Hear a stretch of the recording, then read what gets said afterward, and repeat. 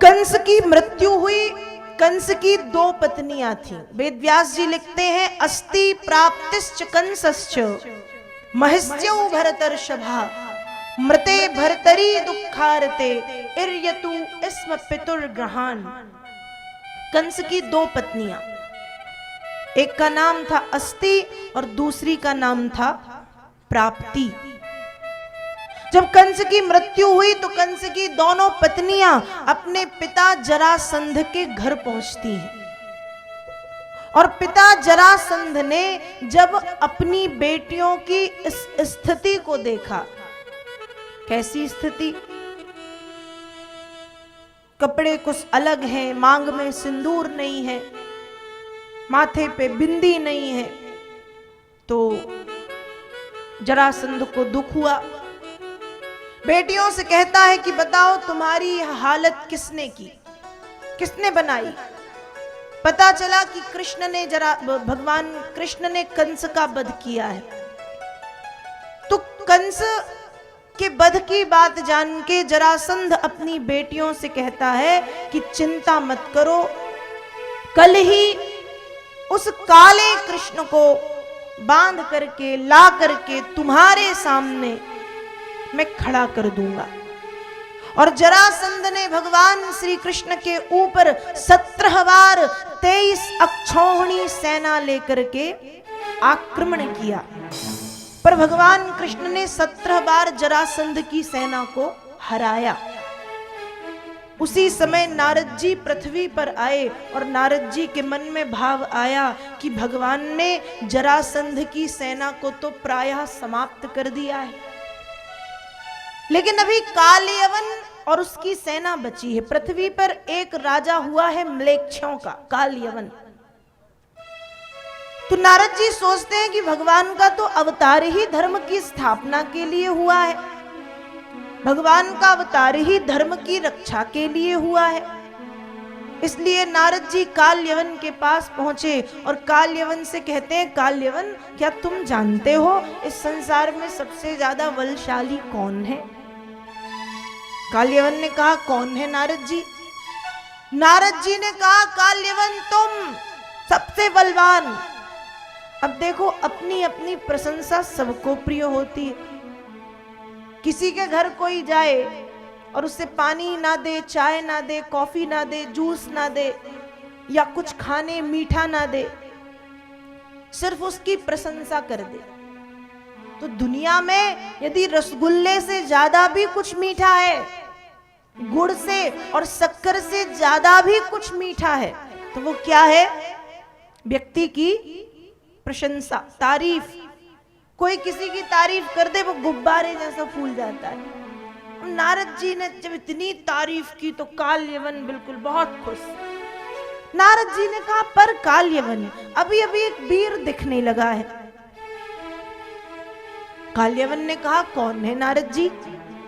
नारद जी ने कहा, सुनो, जानता तो मैं भी नहीं हूं, पर मैंने सुना है कि उसका नाम कृष्ण है। देखो कितना झूठ बोल रहे हैं। जिनकी दिन रात माला जपते हैं कहते हैं कि जानता तो मैं भी नहीं, सुना है उसका नाम कृष्ण है। देखो, कालयवन की भगवान कृष्ण के साथ कोई शत्रुता नहीं थी, पर उसने सुना कि कृष्ण मुझसे ज्यादा बलवान है, तो उसके मन में भगवान के प्रति एक द्वेष, एक जलन की भावना जागती है। एक जलन की भावना जागी। भगवान कृष्ण को मारने का विचार बनाया। यहाँ भगवान ने बलराम जी से के साथ बैठ के बातचीत की कि मान लो भैया, हम कालयवन से युद्ध करने में लग गए और पीछे से जरासंध ने आक्रमण किया, तो हम क्या करेंगे? इसलिए समुद्र के भीतर कुछ पृथ्वी लेकर के भगवान ने वहां द्वारिकापुरी का निर्माण कराया। अपने परिवार के लोगों को भगवान द्वारिकापुरी में छोड़ करके आए हैं। एक दिन भगवान कृष्ण मथुरा के बाहर बिना पादुका के, मतलब पैरों में ना पादुका है ना कुछ है और हाथ में ना कोई अस्त्र शस्त्र है, बस ऐसे ही घूम रहे हैं। और उसी दिन कालयवन आया है। कालयवन ने दूर से देखा तो कहता है, लगता है यही काला पुरुष कृष्ण है, क्योंकि इसकी वेशभूषा नारद जी के द्वारा बताई गई वेशभूषा से मिलती जुलती है। जो नारद जी ने बताया था कि सांवरा सा स्वरूप है, घुटनों तक लंबे लंबे हाथ हैं, कमल की तरह बड़े बड़े नेत्र हैं, कमल की पंखुड़ी की तरह कटीली सी नासिका है, बिंबा फल की तरह लाल लाल अधर हैं, होंठ हैं, सुंदर सुंदर घुंघरारे बाल हैं, मोर मुकुट है, पीले पीले वस्त्र हैं। हो ना हो यही कृष्ण है, क्योंकि नारद जी ने ऐसा ही रूप बताया था। पर काल्यवन कहता है कि अरे ये तो बिना अस्त्र शस्त्र के घूम रहा है, इसके पास ना कोई अस्त्र ना कोई शस्त्र, और युद्ध का नियम है। युद्ध का नियम यह है कि जिसके पास कोई अस्त्र शस्त्र ना हो उसके ऊपर प्रहार नहीं किया जाता।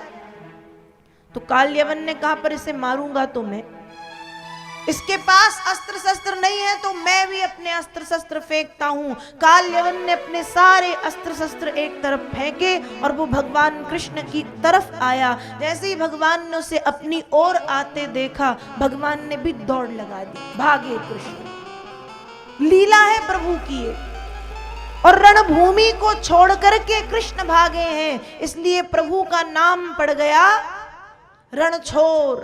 क्या नाम पड़ा? बोलिए रणछोर भगवान की। रणछोर कहला गए भगवान, रणभूमि को छोड़ के भागे हैं।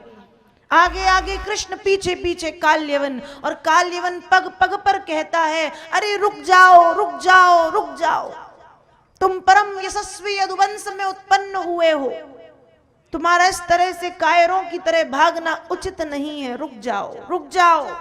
पर भगवान भी लीला कर रहे हैं, किसको क्या पड़ी है, भागते जा रहे हैं भागते जा रहे हैं भागते जा रहे हैं। और भागते हुए गंधमादन पर्वत की गुफा में जाकर के भगवान छिप गए। उस गुफा में भगवान के परम भक्त हुए मुचकुंद, मुचकुंद जी महाराज विश्राम कर रहे थे। भगवान ने जब मुचकुंद को विश्राम करते देखा तो अपना पीतांबर मुचकुंद को उड़ा दिया, खुद छिपे हुए हैं। काल्यवन आया, उसे लगा कि पीतांबर तो कृष्ण का है, मतलब कृष्ण ही सो रहा है।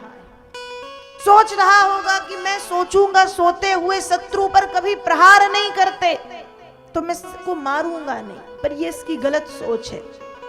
कृष्ण आज काल्यवन तेरा काल बनकर के आया है और तुझे मारेगा तो जरूर।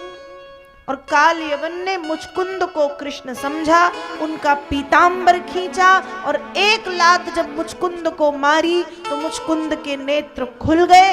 और जैसे ही मुचकुंद के नेत्र काल्यवन के ऊपर पड़े तो शास्त्रों में लिख दिया, पीतांबरी उड़ाई के छिपे कृष्ण यदुवीर, बिन मारे से मर गया काल्यवन बेपी। मुचकुंद के नेत्र काल्यवन के ऊपर पड़े, काल्यवन जल करके भस्म का ढेर हुआ, राख बन गया। फिर भगवान छिपे हुए थे, बाहर निकले, मुचकुंद को अपने सौम्य स्वरूप का दर्शन करा के भगवत धाम के लिए प्रभु चले गए।